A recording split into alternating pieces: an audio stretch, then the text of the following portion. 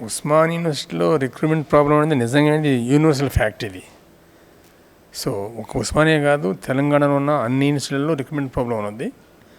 దీంతో గత 10 సంవత్సరాల నుంచి ఒకసారి తెలంగాణ ఫార్మేషన్ అయినాక టోటల్గా తెలంగాణ ప్రభుత్వం చేత నెగ్లెక్ట్ చేయబడింది ఎడ్యుకేషన్ సిస్టమ్ ఇన్ తెలంగాణలో. సార్ ఒక కామెంటే చేసిందని చెప్పొచ్చు. గత ప్రభుత్వం 9.5 ఏళ్లలో ప్రభుత్వం ఏదైతే ప్రభుత్వం ఉందో ఆ ప్రభుత్వం ద్వారా ఈ ఉస్మాన్ యూనివర్సిటీ నిరాధారణకు గురైందని చెప్తున్నాడు. అది నిజంగానే ఒక పెద్ద ఒక యాజ్ ఏ ఒక ప్రొఫెసరే ఉస్మాన్ యూనివర్సిటీ ఆర్ట్స్ కాలేజ్ ప్రిన్సిపాల్గా అతడు ఇచ్చిన స్టేట్మెంట్. మరి గత ప్రభుత్వం నిజంగా 9.5 ఏళ్ళు పట్టించుకోకపోతే ఒక ప్రొఫెసర్గా మీరు ఏం చేస్తున్నారు సార్? ప్రొఫెసర్గా అంటే మాకు సార్ ఉస్మాన్ యూనివర్సిటీ పిల్లలకు కూడా విద్యార్థులకు కూడా అన్యాయం జరుగుతుంది కదా సార్. అలాంటి టైంలో మీరు ప్రభుత్వానికి ఏమైనా విన్నవించుకున్నారా సార్? స్వేచ్ఛ ఉందా ఈ తెలంగాణలో? ఫ్రీడమ్ ఉన్నదా సమాజానికి, ఇంటలెక్చువల్స్కి, లాయర్స్కి, డాక్టర్స్కి? అక్కడ దాకా ఎందుకు పోతారు మీరు? మీ ఎంపీలకి, మినిస్టర్స్కి, ఎమ్మెల్యే, ప్రజాప్రతినిధికి స్వేచ్ఛ లేదా? ఏ విధంగా వినిపించుకోవాలి, ఎవరికి వినిపించుకోవాలా? టోటల్గా తెలంగాణలో ఎడ్యుకేషన్ సిస్టమ్ అనేది నెగ్లెక్ట్ చేయబడ్డది.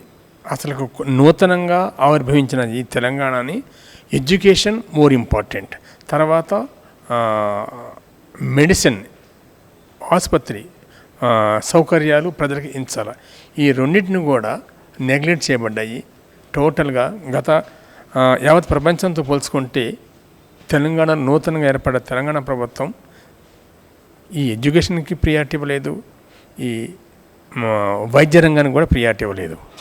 అంటే ఈ విధంగా యూనివర్సిటీస్ మొత్తం కూడా ఒక ఉస్మానియా కాదు, తెలంగాణలో అన్ని యూనివర్సిటీస్ కూడా ఎడ్యుకేషన్ నెగ్లెక్ట్ చేయబడింది. దీని ప్లేస్లో ప్రైవేట్ యూనివర్సిటీలకి అనుమతి ఇచ్చారు. ప్రైవేట్ యూనివర్సిటీలు అనుమతించడం వల్ల కొంత ఈ ప్రభుత్వ విశ్వవిద్యాలయాలు నెగ్లెక్ట్ చేయబడ్డాయి ప్రభుత్వం చేత. ఇక్కడ రిక్రూట్మెంట్ లేదు, టీచింగ్ రిక్రూట్మెంట్ లేదు, నాన్ టీచింగ్ రిక్రూట్మెంట్ లేదు, ఏమీ లేదు. సో దీంతో విద్యా పరిశోధన పరిమాణాలు కూడా తగ్గిపోయాయి. అంటే క్వాలిఫై అయిన టీచర్స్ ఉన్నారు, రిక్రూట్మెంట్ చేసుకుంటే డెఫినెట్గా వాళ్ళు కమిటెడ్గా క్లాసెస్ చెబుతారు, పరిశోధన చేస్తారు, యూనివర్సిటీలకి ఒక ఉన్నత స్థానాన్ని తీసుకురావడానికి ప్రయత్నం చేస్తారు. కానీ రిక్రూట్మెంట్ చేయకపోవటం వల్లే పెద్ద తప్పిదం జరిగింది ఉన్నత విద్యలో తెలంగాణలో. ఓకే, అయితే సార్ ఏమంటున్నాడంటే ఖచ్చితంగా గడిచిన 9.5 సంవత్సరాల్లో ప్రభుత్వం ఖచ్చితంగా ఏమాత్రం పట్టించుకోలేదు, దానివల్ల విద్యా పరిణామాలు మొత్తం పడిపోయాయని చెప్తున్నాడు. సార్ మరి ఇప్పుడు కొత్తగా ఏర్పడిన కాంగ్రెస్ ప్రభుత్వం కేవలం రిక్రూట్మెంటు ఇక్కడ తెలంగాణలో ఉన్నటువంటి అన్ని విశ్వవిద్యాలయాలు అదేవిధంగా రిక్రూట్మెంటు జాబ్ల నోటిఫికేషన్ ద్వారానే మేము న్యాయం చేస్తాం, గడిచిన ప్రభుత్వం న్యాయం చేయలేదు చేస్తామని అంటున్నాయి కదా సార్. మరి ఆ ప్రభుత్వానికి మీరు ఇంతవరకు ఏమైనా రిఫరెండం ఇచ్చారా సార్?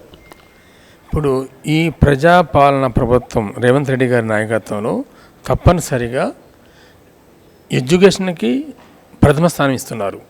అంటే తనకు గౌరవనీయులైన ముఖ్యమంత్రి గారికి ఒక నూతనంగా ఏర్పడ్డ తెలంగాణ రాష్ట్రానికి ఏ రంగాలకైతే ప్రాధాన్యత ఇవ్వాలో ఆ రంగాలకు ప్రాధాన్యత తీసుకుంటూ ముందుకు లాస్ట్ 3 monthsలో వారు చేపట్టిన కార్యక్రమాలు కానీ, వారు ఇంప్లిమెంట్ చేస్తున్న విధి విధానాలు కానీ చాలా అద్భుతంగా ఉన్నాయి. తప్పనిసరిగా గౌరవ ముఖ్యమంత్రి గారి నాయకత్వంలో ఈ విశ్వవిద్యాలయాల్లో రిక్రూట్మెంట్ జరుగుతుంది, డిగ్రీ కాలేజీలో రిక్రూట్మెంట్ జరుగుతుంది. అన్ని ఎడ్యుకేషన్ సిస్టమ్ అనేది టోటల్గా రూపురేఖలు మార్చడం జరుగుతుంది. దానికి కూడా ప్రణాళికలు చేపట్టారు, ఇంప్లిమెంట్ చేయడమే ఆనవాయితీ. సో డెఫినెట్గా ప్రజెంట్ కాంగ్రెస్ ప్రభుత్వము రేవంత్ రెడ్డి గారి నాయకత్వంలో రిక్రూట్మెంట్ ఎస్పెషల్లీ యూనివర్సిటీలలో రిక్రూట్మెంట్ తప్పనిసరిగా వితిన్ 1 yearలోనే చేపట్టడం జరుగుతుంది.